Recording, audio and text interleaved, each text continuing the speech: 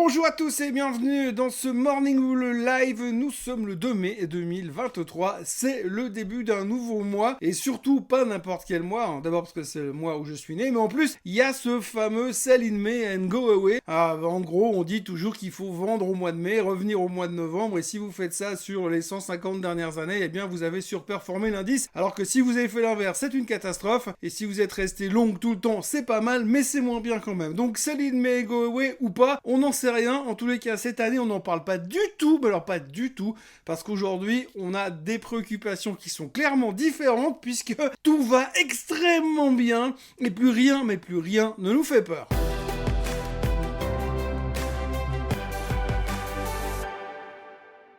Donc ce week-end, les Américains nous ont fait une Crédit Suisse.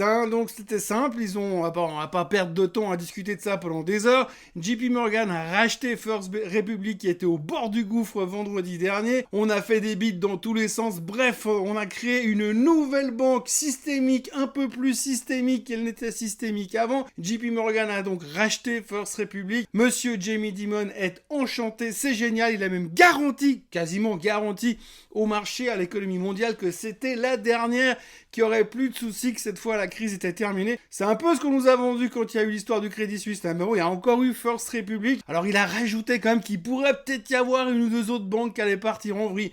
Mais c'était pas très grave. Donc vous avez une banque supplémentaire qui part à la casse, et tout le monde s'en fout, mais royalement. En partie à la casse, c'est vrai, elle était rachetée. Les gens qui avaient de l'argent à la First Republic, eh ben, ils seront garantis par JP Morgan, donc c'est pas très grave. Mais l'un dans l'autre, on a quand même une nouvelle banque qui part en vrille. Mais tout le monde est là, tous les banquiers lui disent non, mais tout va bien les mecs, on maîtrise. Il y a même Joe Biden qui est venu nous dire que c'était fantastique, qu'il n'y avait pas de problème, que tout le monde faisait ce qu'il faut pour qu'il n'y ait pas de problème et pour que les USA continuent à avoir un secteur bancaire, un système bancaire qui est efficace, rassurant, confortant et réconfortant pour les investisseurs. Alors effectivement, on peut se poser la question et on peut quand même se dire peut-être que c'est pas aussi évident que ça, mais visiblement, je sais pas ce qui se passe en ce moment, mais on est immunisé, quoi qu'il arrive. Quand je regarde ce qui s'est dit ce week-end, quand je regarde les news qui nous tombent dessus depuis 48 heures, en plus du reste, je me dis, je vois pas ce qui pourrait nous faire baisser. Ou alors un truc très grave, mais très grave, du style JP Morgan qui partirait en faillite, ou UBS qui partirait en faillite. Ça pourrait nous faire peur. Comme c'est pas du tout à l'ordre du jour, c'est pas grave. Et puis de toute façon, c'est des banques systémiques, alors ils peuvent rien leur arriver, puisque de toute façon, elles sont déjà à moitié étatisées. Donc j'ai un peu le sentiment que quoi qu'on nous dise, que quoi qu'on nous raconte, que quoi qu'on vienne nous balancer comme mauvaise nouvelle, on s'en fout, parce qu'on a un truc, un espèce d'antivenin qui fait que finalement, on ne peut pas mourir, on ne peut pas baisser, tout ne peut que monter. Aujourd'hui, après une Xème banque qui vient de disparaître, on a les futurs qui sont en baisse de 0,07%. Et JP Morgan prenait 2,4% hier soir. Forcément, ils ont racheté une banque pour quasiment que dalle à la mode de l'UBS. Donc c'est plutôt une bonne nouvelle. Mais encore une fois, on a quand même la preuve que le système bancaire est en grande difficulté, que cette hausse des taux a créé quelque chose qu'on ne sait pas vraiment si on va pouvoir le maîtriser un jour. Si on en croit Monsieur Jamie Dimon, oui. Rappelons quand même que Monsieur Jamie Dimon, tout ce qu'il a dit depuis 3 ans, il était faux. Donc je suis pas sûr que ce soit la personne qu'il va falloir écouter pour se dire cette fois c'est bon, il nous arrivera plus jamais rien. Et puis c'est pas tout, parce que hier, durant la journée du 1er mai, où c'était plus ou moins ouvert à certains endroits et plus ou moins fermé à d'autres, eh bien on a eu Madame Yellen qui est venue dire aux politiciens qu'il fallait qu'ils commencent à se bouger le cul par rapport au plafond de la dette, et surtout qu'ils arrêtent de mettre leur ego en avant. Il va falloir trouver une solution, parce que si on ne trouve pas une solution au plafond de la dette dans le genre très vite, le 1er juin, les États-Unis sont en défaut de paiement. C'est ce qu'elle a annoncé hier. Donc quand même, vous avez la secrétaire du Trésor, ancienne patronne de la Fed, qui vient à la télé, qui prend un micro et qui dit mesdames et messieurs, je vous annonce que si on n'a pas trouvé une solution, le 1er juin, les États-Unis sont en défaut de paiement. Et le marché, il s'en fout. Il ne baisse pas, solide comme un roc, on est serein à un niveau de sérénité, je sais même plus comment faut dire. Avec des nouvelles pareilles, il y a quelques mois en arrière, on se serait fait démonter, mais là, tranquille. De toute façon, on sait tous que c'est un scénario hollywoodien, on sait tous qu'à la fin, de toute façon, on va trouver la solution et ça va très bien se passer. Et puis c'est pas tout dans les bonnes nouvelles. Alors effectivement, c'est pas des certitudes, mais on a quand même eu monsieur Elon Musk qui a parlé hier. Alors vous savez, monsieur Elon Musk, c'est le mec qui vend des Tesla, c'est le mec qui vend des fusées, c'est le mec qui vend des lance-flammes, c'est le mec qui vend plein de trucs solaires. Enfin bref, il fait plein de choses, mais en plus de ça, il a une nouvelle casquette depuis quelques temps. Il est économiste parce que depuis 3-4 mois, il nous prédit la récession.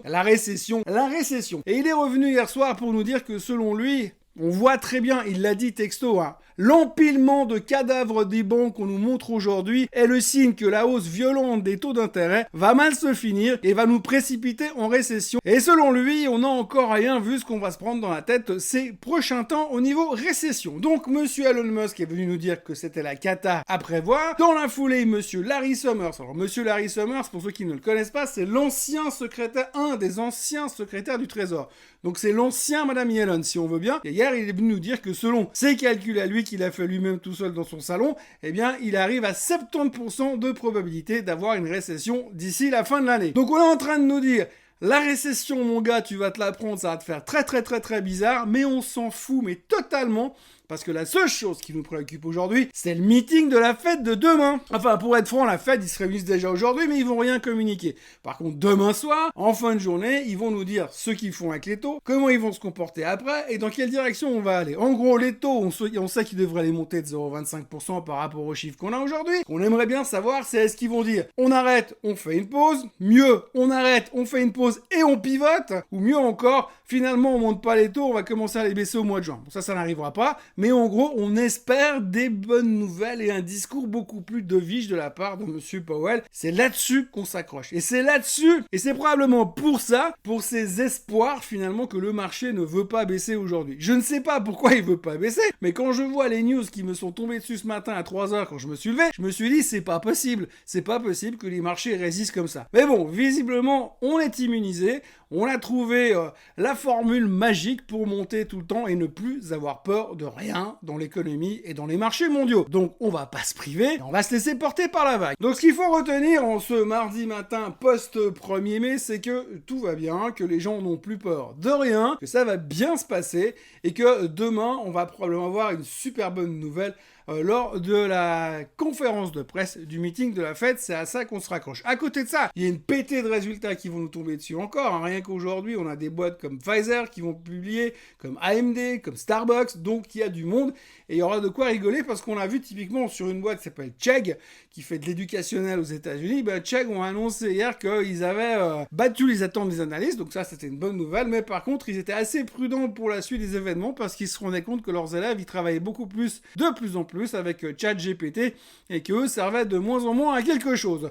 Résultat, le titre s'est fait démonter de 36% hier soir. Ce qui veut dire en gros, c'est qu'aujourd'hui, si vous battez les résultats du trimestre dernier, tout le monde s'en fout. Ce qui est intéressant, c'est surtout ce que vous prévoyez. Et si vous prévoyez des orages et un brouillard à couper au couteau, eh bien ça va très très mal se passer pour vous. On espère donc que jeudi soir après la clôture, c'est pas ce que Apple va nous faire. Bien sûr, ça nous étonnerait quand on voit les résultats de Microsoft et de Meta ces derniers jours. Ce serait étonnant qu'Apple déçoive. Néanmoins, ça reste un des gros points d'orgue cette semaine parce qu'il y aura encore beaucoup de publications trimestrielles qui peuvent faire bouger les marchés cette semaine. Et puis nous, en Suisse, on aura des boîtes comme Geberit et Logitech qui vont publier, donc attention, tout peut arriver et ça peut faire changer la direction des marchés mondiaux. En tous les cas, il n'y a pas grand-chose d'autre à dire ce matin, si ce n'est que les marchés sont hyper résilients, qu'ils ne veulent pas baisser, malgré pas mal de nouvelles qui sont un tout petit peu craignos et qui, dans un autre environnement, nous auraient coûté beaucoup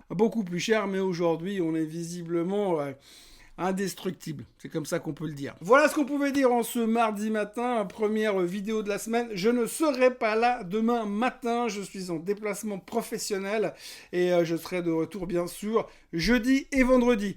Donc passez une excellente journée et on se revoit jeudi matin pour faire le point sur ce que la Fed aura dit. Allez, n'oubliez pas de vous abonner à la chaîne Suisse Côte en français, de liker cette vidéo et à tout bientôt. Merci. Bye bye.